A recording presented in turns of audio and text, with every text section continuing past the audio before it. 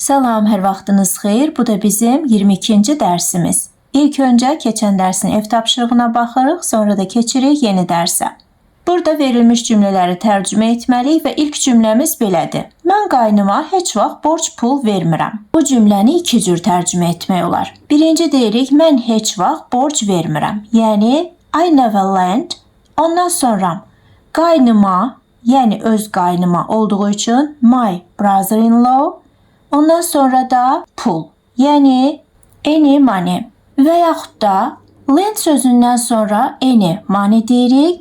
Ondan sonra kimə pul verildiyini demədən öncə to söz önündən istifadə olunur. Ondan sonra da my brother-in-law deyilir. Deməli bu cümləni həm I never lent my brother-in-law any money, həm də I never lent any money to my brother-in-law deyə bilərik.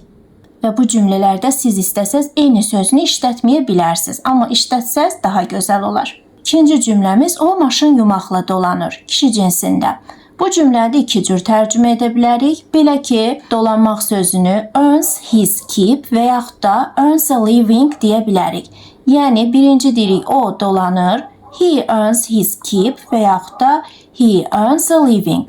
Ondan sonra nə ilə dolandığını demədən öncə by sözünü işlədirik. Sonra yumaq feilinə, yəni wash sözünə ing əlavə edirik, olur washing. Sonra da maşınlar deyirik, yəni cars.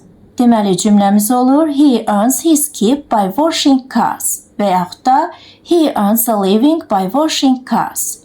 Və burada cümlədə maşın deyilir, amma biz burada maşınlar yazırıq. Çünki Azərbaycan dilində bu sözü biz burada cəmdə işlətmirik. Amma başa düşürük ki, dolanmaq üçün bir maşını yox, maşınları yumaq lazımdır. Ona görə də biz burada by washing cars deyirik. By washing a car demirik.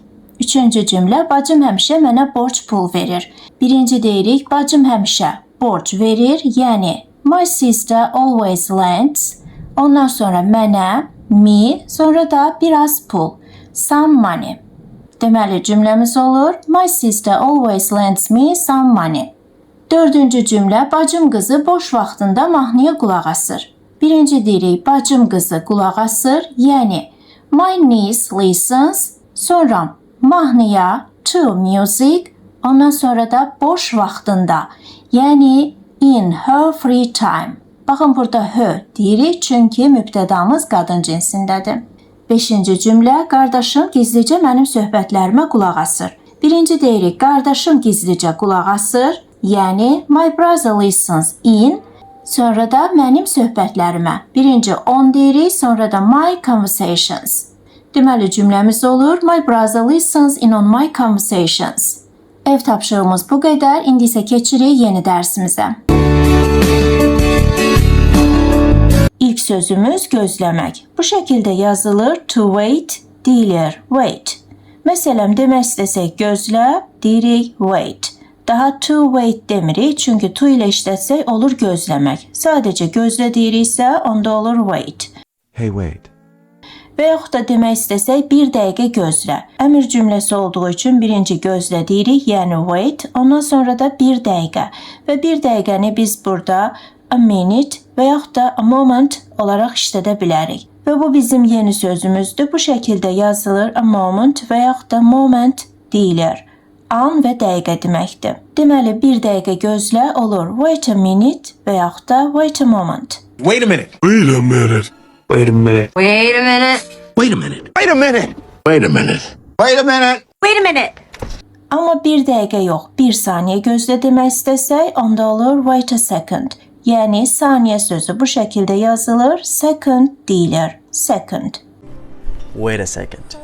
Amma indi kimisə və yaxud da nəyisə gözlə demək istəsək, wait sözündən sonra for işlədirik. Məsələn desək, mən səni gözləyirəm. Birinci deyirik, mən gözləyirəm, I wait. Ondan sonra səni demədən öncə for deyirik, sonra da səni sözünü, yəni you. Deməli cümləmiz olur, I wait for you. Və yaxud da mən taksi gözləyirəm. Birinci deyirik, mən gözləyirəm, I wait. Ondan sonra taksi demədən öncə for işlədirik, sonra da taksi sözünü deyirik. Və bu şəkildə yazılır, taxi deyilir, taxi. Deməli cümləmiz olur, I wait for a taxi. Və yaxud da sadəcə gözlədiyimizi yox, gözlədiyimiz müddəti demək istəsək, onda Birinci wait deyirik, ondan sonra gözlədiyimiz müddəti, sonra for işlədirik və fordan sonra da kimi və nəyi gözləyirdiksə onu deyirik. Məsələn, mən hər gün 10 dəqiqə avtobus gözləyirəm. Birinci deyirik, mən gözləyirəm, I wait, sonra müddəti deməliyik 10 dəqiqə, yəni 10 minutes. Ondan sonra nəyi gözləyir? Avtobusu. Deməli, for işlədirik, ondan sonra da avtobus sözünü deyirik, the bus. Sonra da hər gün, every day. Deməli, cümləmiz olur, I wait 10 minutes for the bus every day. Amma indi nəyisə və yaxud da kimisə yox, nəyinsə baş verməsini gözləyiriksə, onda wait sözündən sonra for işlədirik, sonra da nəyin baş verməsini gözləyiriksə onu və bu hissədə olan feili to ilə işlədirik. Məsələn, o yağışın dayanmasını gözləyir. Burada yeni sözümüz yağışdır. Bu şəkildə yazılır, rain deyilir, rain. Digər sözümüz dayanmaq. Bu şəkildə yazılır, to stop deyilir, stop. Dayanmaq və yaxud da kəsmək deməkdir. Amma bu bıçaqla kəsmək deyil. Məsələn, yağışın kəsməsi. Bax, o mənada işlənən kəsməkdir. İndi qayıdırıq cümləmizə. Birinci deyirik, o gözləyir, yəni she waits. Ondan sonra nəyi gözləyir? Yağışın dayanmasını. Birinci yağışı deyirik, the rain. Ondan sonra da dayanması, yəni to stop. Deməli, cümləmiz olur, she waits for the rain to stop. Və yaxud da etmək istədiyimiz nəyisə gözləyiriksə, onda wait sözündən sonra həmin feili deyirik və to ilə işlədirik. Məsələn, o hədiyyəni açmağı gözləyir. Burada yeni sözümüz hədiyyədir. Bu şəkildə yazılır, gift deyilir, gift. İndi cümləni tərcümə edəndə birinci deyirik, o gözləyir, she waits. Ondan sonra hədiyyəni açmağı. Birinci açmaq sözünü deyirik, to open, sonra da hədiyyə, yəni the gift. Deməli, cümləmiz olur, she waits to open the gift. Və biz hədiyyə sözünü present olaraq da keçmişdik, yəni siz burada the gift yox, the present deyə bilərsiniz. Və yeni öyrəndiyimiz bu hədiyyə sözü burada isimdir. Amma biz bunu feil olaraq da işlədə bilərik. Və feil kimi işlətdiyimiz bu söz hədiyyə vermək və yaxud da hədiyyə etmək deməkdir. Məsələn, o hər il mənə ətir hədiyyə edir. Birinci deyirik, o hədiyyə edir, yəni he gives, sonra mənə, me, sonra ətir və bu bizim yeni sözümüzdür. Bu şəkildə yazılır, perfume deyilir, perfume. Deməli, me sözündən sonra deyirik perfume, ondan sonra da every year, yəni hər il. Deməli, cümləmiz olur, he gives me perfume every year. Sonra digər sözümüz çox sevmək, çox bəyənmək deməkdir. Bu şəkildə yazılır, to adore və yaxud da adore deyilir. Adore, adore. Məsələn, mən şokoladı çox sevirəm. Birinci deyirik, mən çox sevirəm, yəni I adore, ondan sonra da şokoladı. Və bu bizim yeni sözümüzdür. Bu şəkildə yazılır, chocolate deyilir, chocolate. Və bilirsiniz ki, biz sevmək sözünü daha öncə love olaraq keçmişdik. Yəni, love sözündən istifadə edərək də bu cümləni tərcümə etmək olar. Onda deyirik, mən sevirəm, I love, ondan sonra şokoladı, yəni chocolate, sonra da çox. Və çox sözünü də biz burada very much olaraq işlədə bilərik. Yəni, bu ikisi bir yerdə çox, lap çox deməkdir. Deməli, biz bu cümləni iki cür tərcümə edə bilərik. 1. I adore chocolate və yaxud da I love chocolate very much.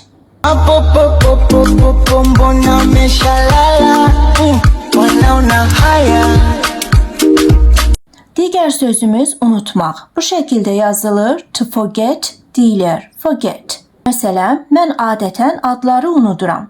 Birinci deyirik, mən adətən unuduram. I usually forget. Ondan sonra da adları, yəni names. Deməli, cümləmiz olur, I usually forget names. Amma indi nə isə unuduram yox, nəsə etməyi unuduram demək istəsək, yəni forget sözündən sonra feil işlətsək, həmin feili to ilə işlədirik. Məsələn, mən bəzən qapını kilidləməyi unuduram. Buradakı yeni sözümüz kilidləməkdir, yəni bağlamaq. Bu şəkildə yazılır, to lock deyilir, lock. İndi cümləni tərcümə edəndə burada görək bəzən sözü var. Biz bunu cümlənin əvvəlində də işlədə bilərik, mübtədadan sonra da. İndi əvvəldə işlətsək, birinci deyirik sometimes, ondan sonra mən unuduram, I forget, ondan sonra nəyi unudur? Qapını kilidləməyi. Birinci kilidləmək sözünü deyirik, yəni to lock, ondan sonra da qapı, the door. Deməli cümləmiz olur, sometimes I forget to lock the door. Və sometimes sözünün yerinə daha öncə keçdiyimiz occasionally sözünü də istifadə edə bilərik. Digər cümləmiz, mən bəzən televizoru söndürməyi unuduram. Buradakı yeni sözümüz söndürməkdir. Bu şəkildə yazılır, to turn off deyilir. Turn off. Məsələn, televizoru söndürmək. Baxın, biz bunu iki cür deyə bilərik. Bir, to turn feilindən sonra televizor sözünü deyirik, yəni nəyi söndürürsə onu, ondan sonra off və yaxud da birinci to turn off deyirik, ondan sonra televizor sözünü. Deməli, televizoru söndürmək olur to turn the TV off və yaxud da to turn off the TV. İndi cümləmizi tərcümə edəndə birinci deyirik bəzən, yəni sometimes, sonra mən unuduram, I forget, ondan sonra nəyi unudur? Televizoru söndürməyi. Olur to turn the TV off və yaxud da birinci turn off deyirik, ondan sonra the TV. Deməli, cümləmizin tərcüməsi olur, sometimes I forget to turn the TV off və yaxud da sometimes I forget to turn off the TV. Turn off the TV. Turn off the TV. Baby, turn off the TV now. Boy, turn that TV off and go. Və söndürmək sözünü öyrəndiksə, gəlin yandırmaq sözünü də öyrənək. Yandırmaq sözü və yaxud da qoşmaq sözü bu şəkildə yazılır, to turn on deyilir. Yəni, söndürmək deyəndə olur off, yandırmaq deyəndə olur on.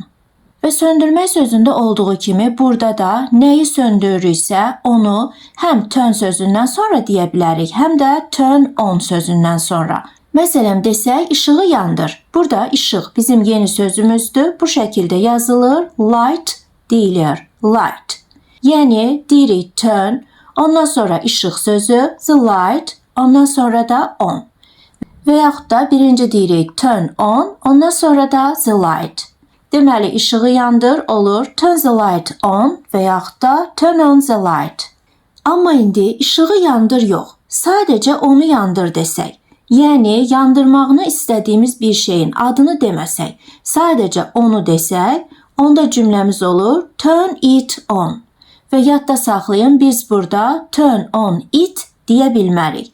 I said I turn it on every day at dawn. Yəni, yadda saxlayırıq ki, nə isə yandır deyəndə, əgər adını çəkmişiksə, biz həmin sözü həm turn və on sözünün ortasında işlədə bilərik, həm də sonunda. Yox, əgər adını çəkməmişiksə, onda sadəcə ortada it olaraq işlədirik. Və yaxud da onu yox, onları yandır demək istəsək, onda da olur turn them on.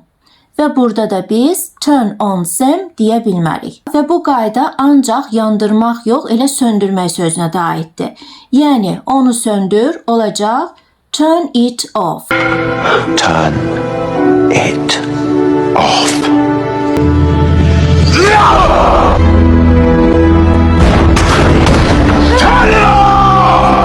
Və yaxud da onları söndür olacaq turn them off. Və ingilis dilində biz yandırmaq və söndürmək sözünü sadəcə turn on və yaxud da turn off yox, həm də switch on və yaxud da switch off işlədə bilərik. Yəni, yandırmaq demək istəsək, həm to turn on, həm də to switch on deyə bilərik. Söndürmək demək istəsək, həm to switch off və Switch it off. Switch it off. Hey! Switch it off.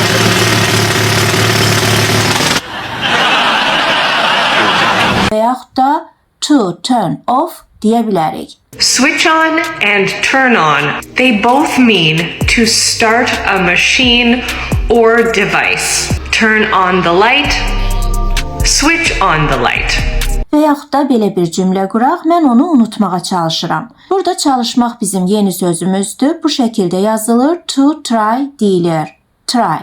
Amma bu söz ancaq çalışmaq yox, həm də cəhd etmək, yoxlamaq və sınamaq deməkdir. və try sözündən sonra feil gələrsə, biz həmin feili to ilə işlədirik. İndi qaydaq cümləmizə. Birinci deyirik, mən çalışıram.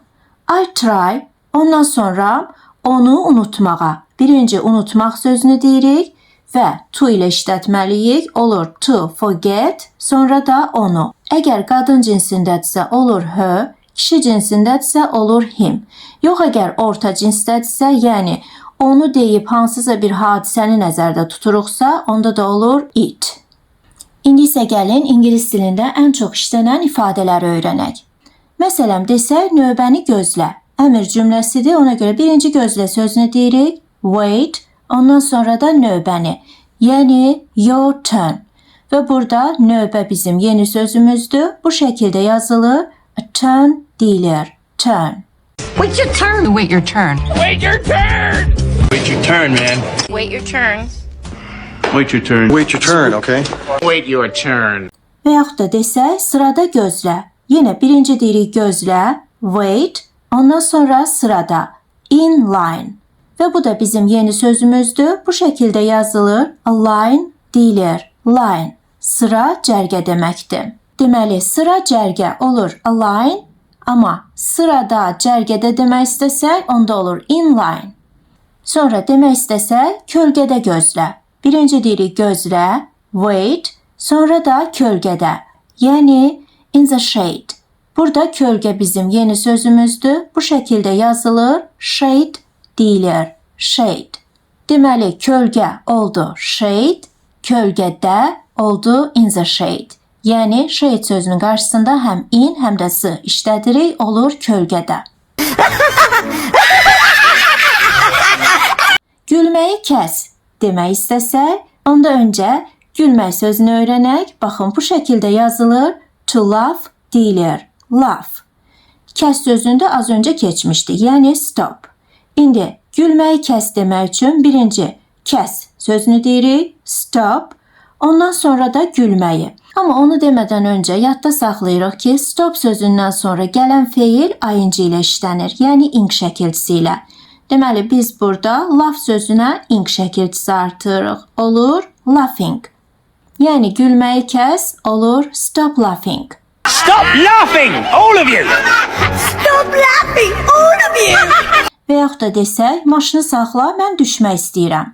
Burada birinci deyirik maşını saxla və bu hissəsi əmr cümləsidir. Ona görə birinci deyirik saxla, yəni stop, ondan sonra da maşını, yəni the car. Deməli, maşını saxla olur stop the car.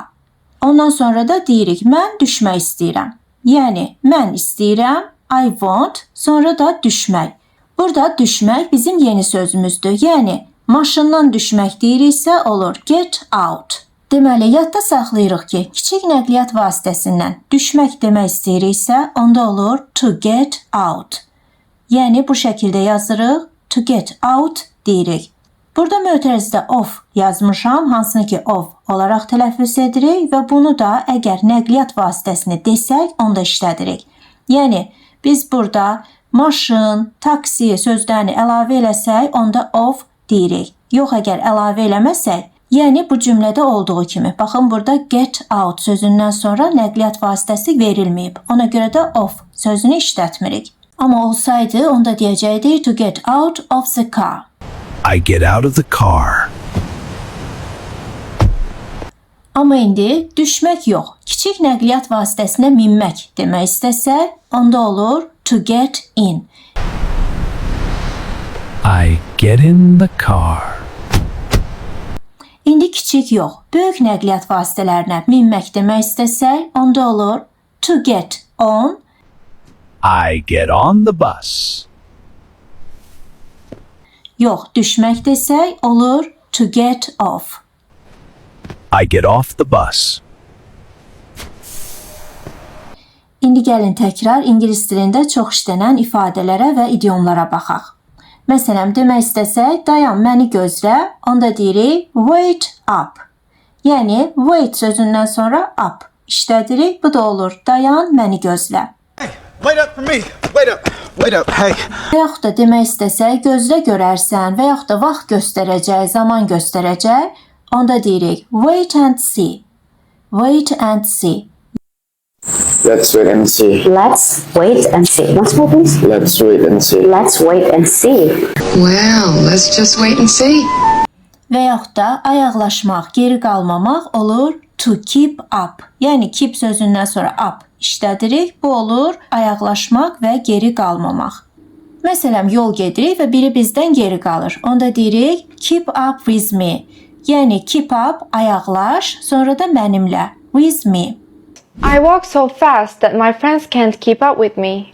Və yaxud da birini gözlətdiniz, indi gəlib deyirsiniz ki, bağışla gözlətdim və yaxud da gözlətdiyimə görə üzürlü say. Bax, bu kimi ifadələri demək üçün deyirik sorry to keep you waiting. Və burada sorry sözü bağışla, üzr istəyirəm deməkdir. Digərlərini də bilirsiniz. I'm sorry to keep you waiting. Sorry to keep you waiting. Sorry to keep you waiting. Sorry to keep you waiting. Sorry to keep you waiting. İndi əgər demək istəsək, gözün nəyinsə və yaxud da kiminsə üstündə olsun. Yəni nəyəsə ya da kiməsə nəzarət elə. Onda deyirik keep an eye on. Və burada da nəyə nəzarət olunacaqsa onu deyirik. Məsələn, gözün uşaqların üstündə olsun. Yəni uşaqlara nəzarət elə. Onda deyirik keep an eye on, sonra da the children. Yəni burada on sözündən sonra uşaqları deyirik. Çünki uşaqlara nəzarət olunur. Deməli, gözün uşaqların üstündə olsun, olur keep an eye on the children. Və yaxud da çantamızı hardasa qoyub gedirik və deyirik gözün çantamda olsun. Onda yenə deyirik keep an eye on, sonra da çantam, yəni my bag. Və burada çanta bizim yeni sözümüzdür. Bu şəkildə yazılır, bag deyilir, bag. Deməli, gözün çantamda olsun, olacaq keep an eye on my bag. So Dave, I'm going to the toilet. Can you keep an eye on my bag? Okay, no worries.